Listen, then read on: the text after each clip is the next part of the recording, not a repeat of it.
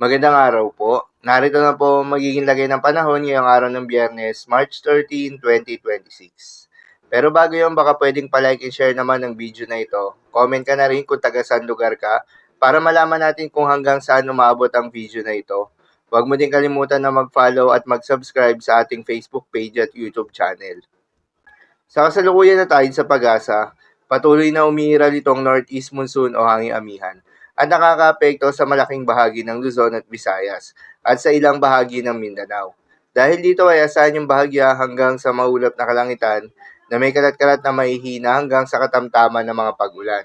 At sa nalalabing bahagi pa nga ng ating bansa ay asahan naman yung bahagya maulap hanggang sa maulap na kalangitan na may kalat-kalat ng mga pag-ulan o thunderstorms na dulot ng mga localized thunderstorms. Samantala, yung binabantayan na bagyo sa labas ng Philippine Area of Responsibility ay tuluyan pang humina bilang isang low pressure area. Uli nga itong namataan sa layong 1,700 kilometers silangan ng northeastern Mindanao. Ang nasabing low pressure area ay wala ng epekto sa anumang bahagi ng ating bansa at hindi na rin inaasahan na lalakas pa bilang isang bagyo. Para naman sa magiging lagay ng panahon ngayong araw ng Biyernes, dahil nga sa epekto nitong northeast monsoon, asahan sa may Cagayan Valley, Apayao, Kalinga, Mountain Province, Ifugao, Aurora, Quezon, Camarines Norte, Camarines Sur at Catanduanes, ang maulap na kalangitan na may kasamang mahihinang pag-ulan.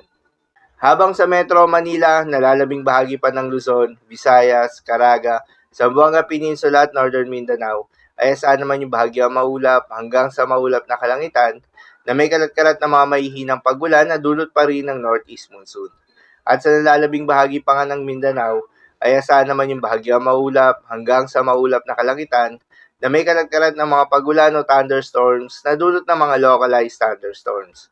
Posible ang mga pagbaha o pag-uho ng lupa during severe thunderstorms. Madalas, nabobo ang mga thunderstorms na ito tuwing hapon o gabi na nagtatagal ng 1 hanggang 2 oras. Kaya naman ingat sa mga posibleng banta ng pagbaha at pag-uho ng lupa, lalong-lalo na sa mga lugar na inuulan na noong mga nakaraang araw pa. Para naman sa magiging lagay ng mga dagat baybayin, ayon sa pag-asa ay may nakataas tayo na gale warning sa malaking bahagi ng Northern Luzon, Eastern Seaboards ng Central at Southern Luzon. Kapag ganitong may gale warning, payo ng pag-asa ay huwag munang pumalaot yung mga kababayan nating mangingisda. At yung may mga maliliit na sasakyang pandagat dahil inaasahan yung maalon na karagatan. Habang sa nalalabing seaboards ng ating bansa ay asahan naman yung banayad hanggang sa katamtaman ng mga pag-alon.